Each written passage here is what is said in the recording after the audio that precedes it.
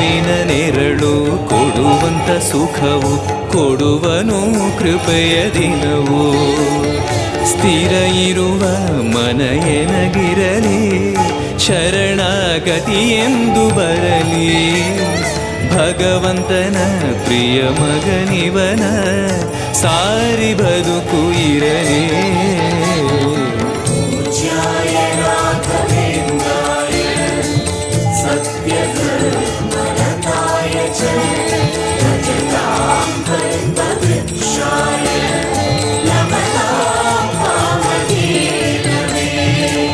ಆಲಯವೆಂದರೆ ಮಂತ್ರಾಲಯವೇ ಬೇರೆ ನಾ ಅರಿಯಲಾರೆ. ರಾಜನು ಎಂದರೆ ಶ್ರೀ ಗುರುರಾಜನೇ ಮತ್ತು ನಾ ತಿಳಿಯಲಾರೆ. ಆಲಯವೆಂದರೆ ಮಂತ್ರಾಲಯವೇ ಬೇರೆ ನಾ ಅರಿಯಲಾರೆ. ರಾಜನು ಎಂದರೆ ಶ್ರೀ ಗುರು